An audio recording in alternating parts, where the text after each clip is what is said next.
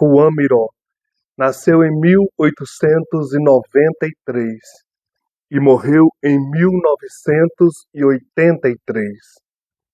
É um dos nomes mais conhecidos da pintura moderna da Espanha, vinculado aos dadaístas e aos surrealistas.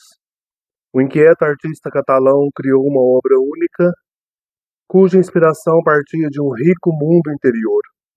Explorador da natureza da pintura, Miró soube transcender a essência de uma simples linha e despertar no espectador sentimentos, ideias ou paisagens tão íntimas como universais.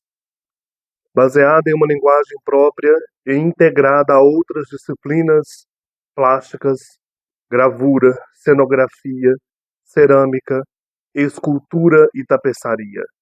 Sua obra constitui um desafio para as posteriores gerações de artistas.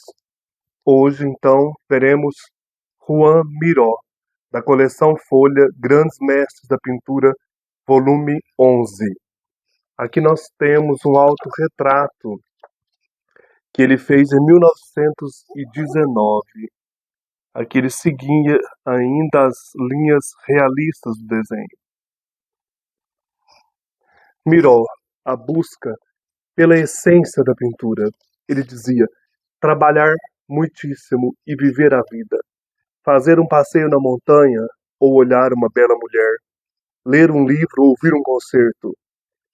Que tudo isso alimente meu espírito, para que sua voz se torne mais forte. E principalmente queira Deus que não me falte a santa inquietude. Graças a ela, os homens avançaram.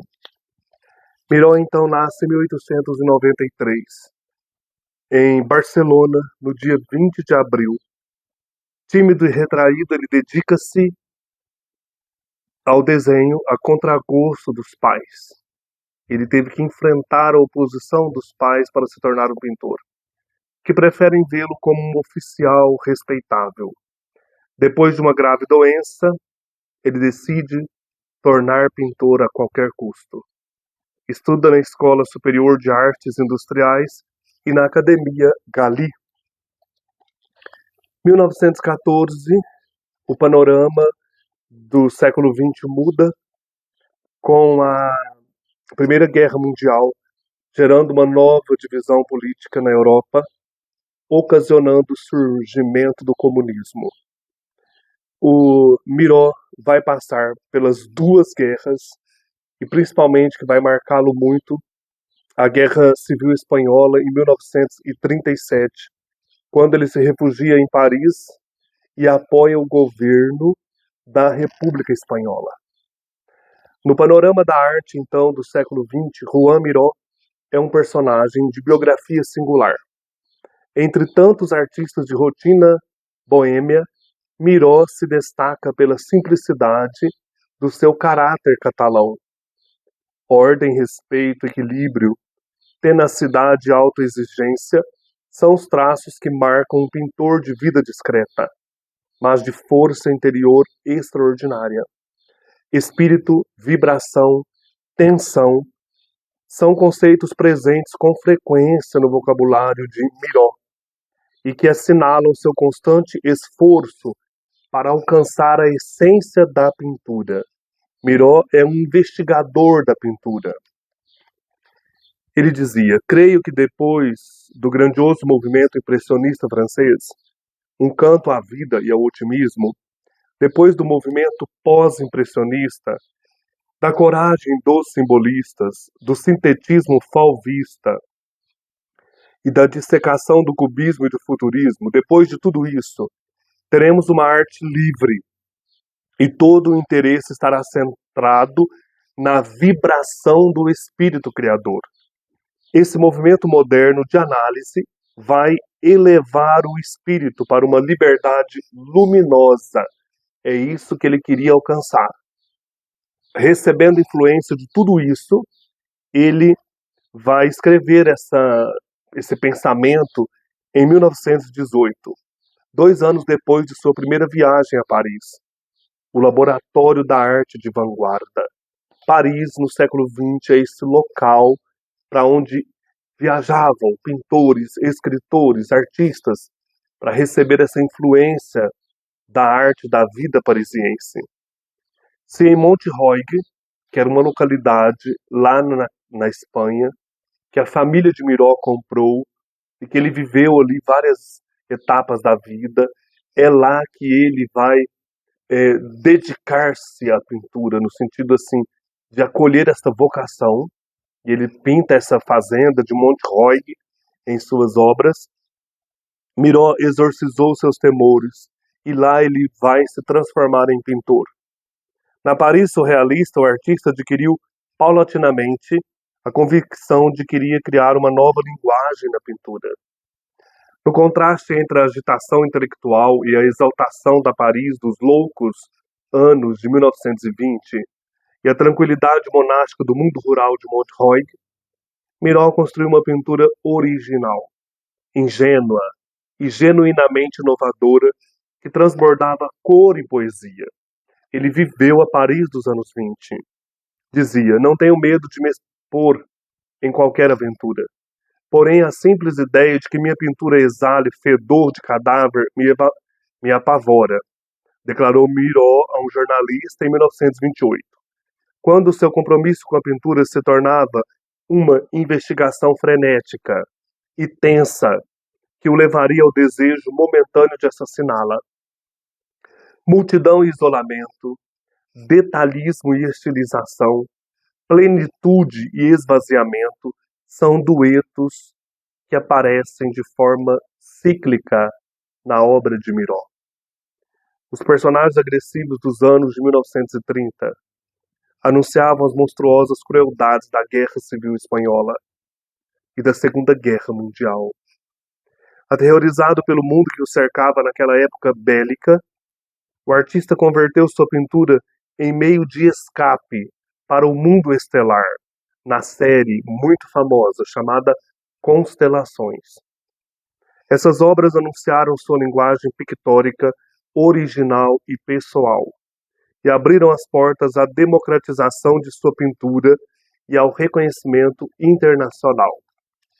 A partir de 1914, quando explode a Primeira Guerra Mundial, até 1920, ele passa, o Miró, por Barcelona, Monterroy e Paris.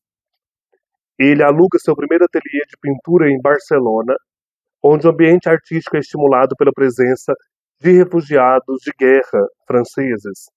Ele executa retratos nos bodegões e paisagens. Após o fracasso de sua primeira exposição em Paris, ele vive entre Paris e Monterroy e pinta a obra A Fazenda, que eu vou mostrar daqui a pouco. Em 1920, ele faz sua primeira viagem a Paris.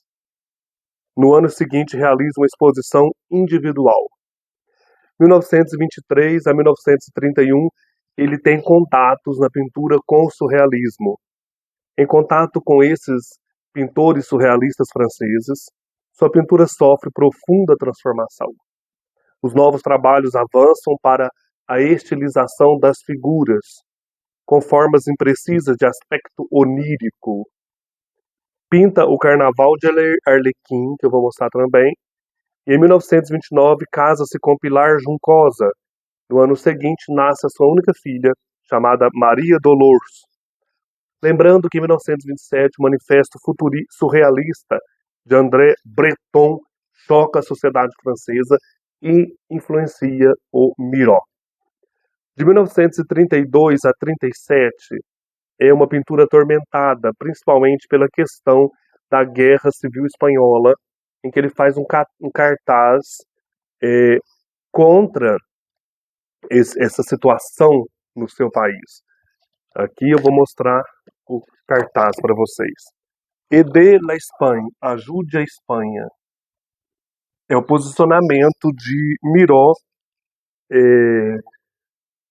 a favor da República contra a repressão franquista, né? Ele temeu isso, mas ele era contra essa situação política.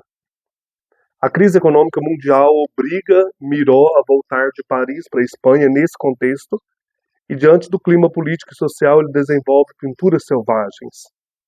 disformes, monstruosas, de aparência cruel. Depois ele foge da Espanha para Paris e pinta obras mais abstratas baseadas em colagens. De 38 a 41 é a série Constelações.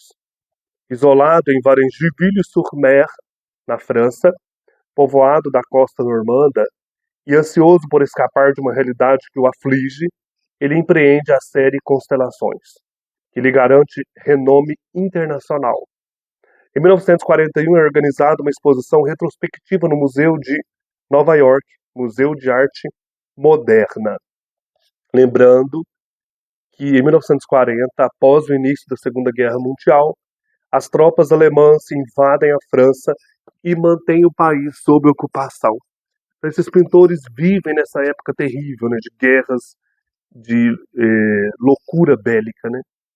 De 42 a 1944, isolado na Espanha e tomando como base as figuras da série Constelação, cria uma linguagem própria que define sua obra e permite uma infinidade de formas combinatórias. É aqui que a gente encontra a definição, então, daquilo que será para a posteridade a obra de Miró. Ele empreende também obras em cerâmica. Lembrando que em 44, o desembarque na Normandia representa o desembarque dos aliados na Normandia, representa o fim da ocupação alemã na França e a queda já do começo da queda e do regime nazista. De 45 a 1967, com o fim da Segunda Guerra Mundial, a série Constelações abre caminho ao reconhecimento internacional nos Estados Unidos, de Miró, e também na Europa. Trabalha em grandes projetos públicos. Lembramos, por exemplo, do pintor expressionista abstrato Jackson Pollock, que inaugura em 1947 a Action Painting, derramando tinta na tela. Vou colocar uma foto aqui do Pollock pintando. Tem um filme muito interessante do Pollock. Ele também influencia a pintura de Miró. De 1968 a 83, são os últimos anos do Miró. Comprometido com a cultura catalã durante o franquismo, cria a fundação com seu nome e obtém o reconhecimento das instituições catalãs e espanholas. Recebe do rei Juan Carlos I a medalha de ouro das belas artes espanholas. Ele morre em Maiorca em 25 de dezembro, dia de Natal, de 1983. Em 82, houve a instalação de uma escultura dele chamada Mulher e Pássaro, em Barcelona, simbolizando o reconhecimento de Miró e de sua cidade natal, Barcelona. Vou mostrar para vocês essa escultura.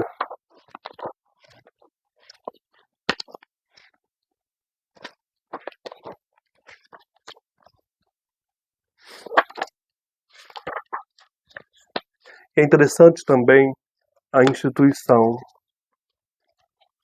essa instituição aqui, a escultura, e a instituição Juan Miró. É um reconhecimento, né, da capital catalã, Barcelona, a este grande pintor. Vou mostrar a foto dele também. Aqui uma foto de Miró. Ele conviveu com Picasso nesses anos que esteve em Paris, né? Essa foto é de 54, no ateliê dele. Aqui nós temos o mural da Unesco em Paris, em cima, e na foto de baixo, o mural do aeroporto em Barcelona. Aqui o mural do aeroporto, e aqui em Paris, a Unesco. São duas obras de Miró. Uma obra que está também inserida na sociedade, né? O filho do Henri Matisse, o Pierre Matisse, ele se tornou marchand de Miró nos Estados Unidos. Duas obras de Miró também, dois personagens fantásticos, obra de 75, no Centro Administrativo de La Défense, em Paris. Ele trabalha, então, a escultura em Maiorca, Não, em Saint-Paul-de-Vence, A Forca, obra de 1963. Então, se vocês pesquisarem aí, o Miró tem essas questões de escultura muito forte também. Uma outra escultura dele, o Pássaro Solar, de 66.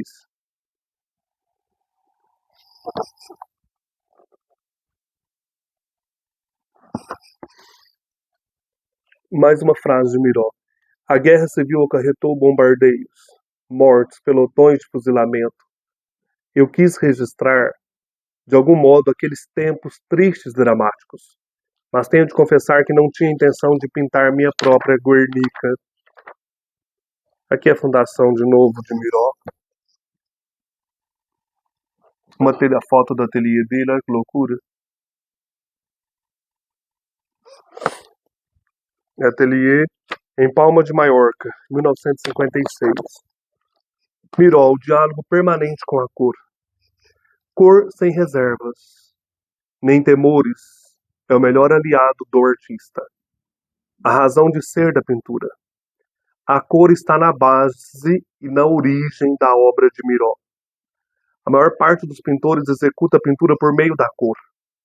Além das representações dos modelos de realidade, de seu questionamento ou até de sua dramatização expressiva. Na obra de Miró, porém, somente ou quase vemos cor.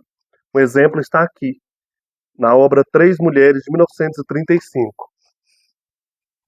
É a cor o centro de tudo na obra de Miró.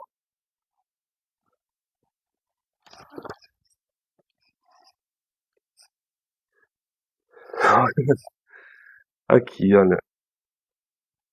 A história situou o artista catalão no centro do discurso pictórico do surrealismo. O pintor reconheceu-se nele no início de sua trajetória e contribuiu na definição teórica do movimento. Mas daquele automatismo psíquico defendido como princípio criativo, devem-se salvar na pintura de Miró as sábias decisões com as quais articulou sua pintura. A concessão do protagonismo à cor e ao rigor e à inteligência na composição. Dito de outro modo, o recurso às cores fundamentais e sua articulação no espaço pictórico. Longe da aparente espontaneidade, nenhuma decisão foi tomada aleatoriamente. A expressão, a mancha, os pingos, os respingos foram medidos e calculados. Talvez seja difícil penetrar no pensamento do artista, em sua capacidade de observação e em sua força criativa. Porém, a lucidez de seu compromisso foi registrada nas entrevistas que concedeu. Do mesmo modo, seu olhar sempre surpreso e profundo, atencioso ao seu meio e seletivo, é o ponto de partida de sua criação. Da elaboração e transformação das situações naturais em realidades sensíveis, dotadas de vida e de cor. O objetivo de Miró é a harmonia, o exato equilíbrio plástico, visual e anímico entre as cores. Passa essa combinação fazer parte do espaço, atribuído a cada cor como seu peso visual e sua colocação sobre a tela. Nenhum excede em relação ao outro. E se hipoteticamente suprimíssemos uma cor, o conjunto se esvaziaria irrevogavelmente. É esta arte da composição, sutil, precisa e rigorosa. Ela assegura o suporte à cor. Talvez a ideia é que a correta composição, ela permite à cor a aparência de sua liberdade, de sua eficácia, porque cada cor existe em si mesma, mas também em relação às outras. Vou começar a mostrar então as obras. Primeiro da década aí de 10, né, de 1917. Ciurana, o povoado. Aqui são paisagens de Monte Roig e outros povoados de Tarragona. Nós temos figuras geométricas e a cor como base de tudo nesta obra.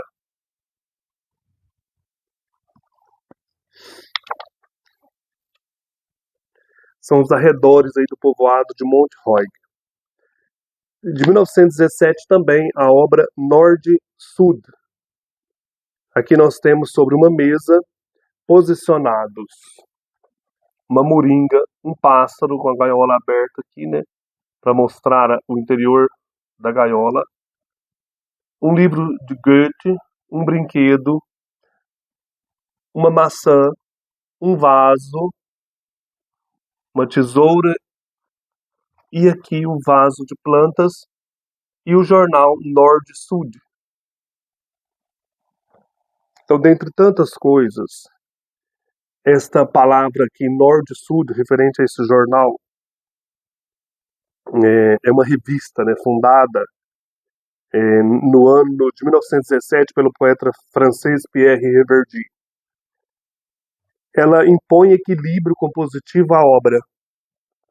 Aqui no meio do quadro, né? A cor torna presente-se principalmente em volta dos objetos, realçando a importância de cada objeto. Retrato de Menina, de 1919, uma obra também realista, se aproximando mais do realismo, como aquele autorretrato dele que eu mostrei. Essa obra gera uma certa inquietude em quem a contempla.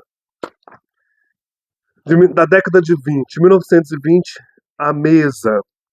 Aqui ele dispõe uma mesa com formas cubistas em torno e também no tampão da mesa e dos lados.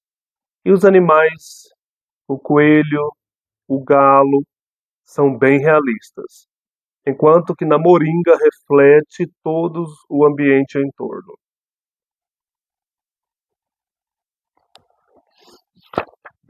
A obra A Fazenda, que eu já comentei sobre ela.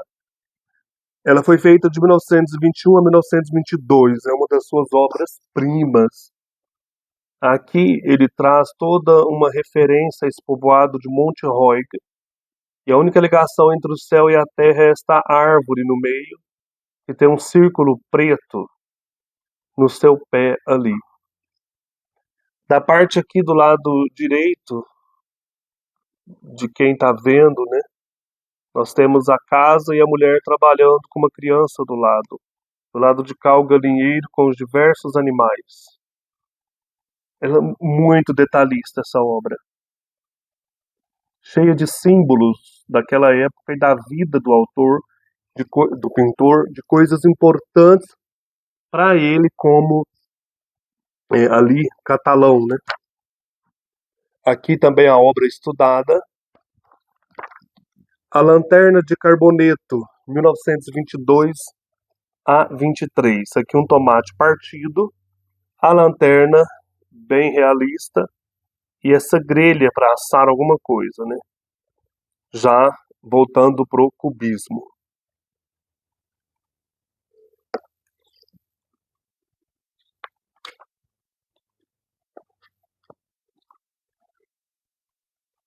O tomate partido aqui, ele é uma mistura de fauvismo e detalhismo oriental. A Grangeira, 1922 a 23. Obra também muito interessante, em que a mulher tem uma certa desproporção, como se ela fosse aqui dentro do cubismo. As formas geométricas, ela seria aquela granjeira de A Fazenda, né? A Garrafa de Vinho, 1924. Já começa uma questão mais onírica, presença aqui desse inseto, uma cobra, esse outro aqui, trazendo simbolismo à obra. Maternidade, 1924. Aqui nós começamos a obra abstrata mesmo de Miró.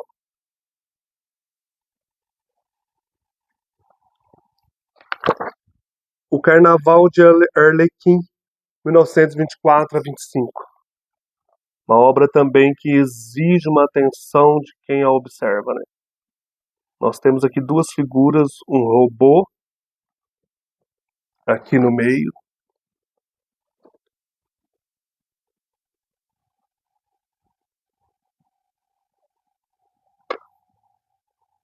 E aqui um outro com corpo de violão, cheio de figuras em torno dessas outras figuras centrais.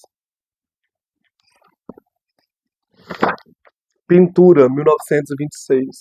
A década então de 20, aqui já tem toda a abstração e importância da cor.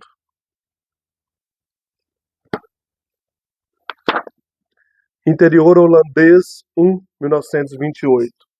Ele pega esse quadro que ele viu na Holanda e recria-o desta maneira. Temos um cachorro, um homem tocando alaúde, uma mulher, janela, quadros. Isso aqui é interessante você ter o livro, ler, observar com atenção tudo isso. 1933, composição.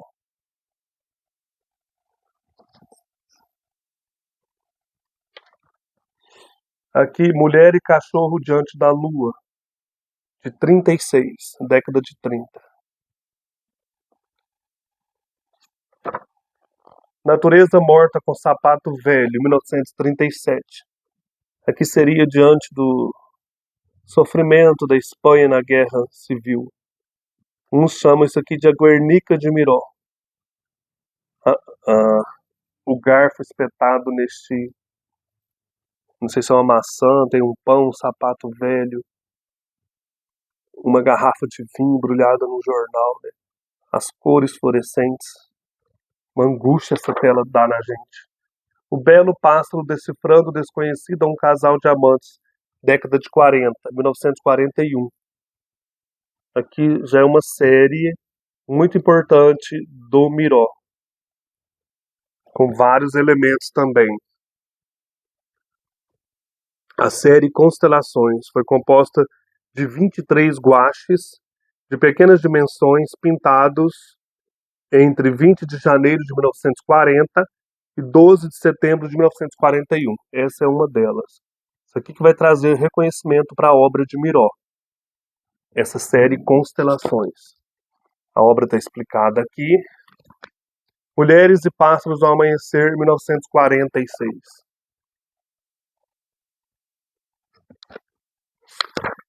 O Diamante Sorria ao Crepúsculo, 1947. Interessante os títulos que ele dava às telas. Eram verdadeiros versos de poesia, né? O Sol Vermelho Tritura a Aranha, 1948.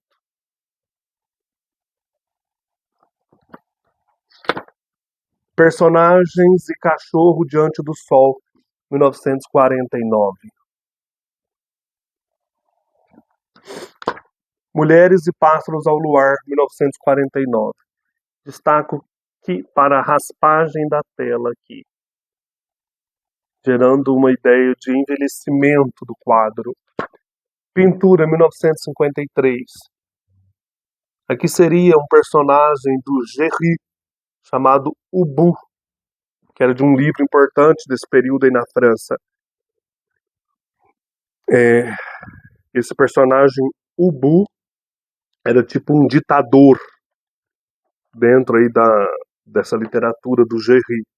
Alfred Gerry, se eu não me engano é isso mesmo. Alfred Gerry.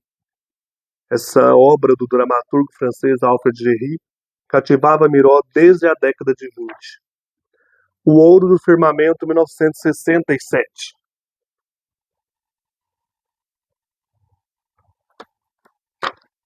Também está estudada em partes aqui nesse livro. Voo do Pássaro ao Luar, 1967. Bonito, né? Esse verde.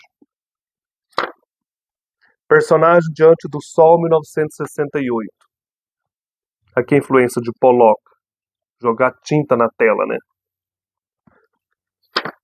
Camponês Catalão ao Luar, 1968. Um camponês levando a enxada e a lua atrás. Muito interessante. Mulher, Pássaro e Estrela, 1966 a 1973. Quando eu nasci, ele estava compondo essa obra, eu sou de 72. Pássaros em uma Paisagem, de 1969 a 1974. Esta também demorou para fazer essa obra. Triste, né? Envolve mais da metade da tela em cor preta mesmo. Então é isso. Essa é um pouco da obra de Miró, esse grande pintor catalão. A gente precisa conhecer porque ele traz toda essa questão importante da pintura aí do século XX, né? A importância da pintura no século XX. Um abraço e até mais.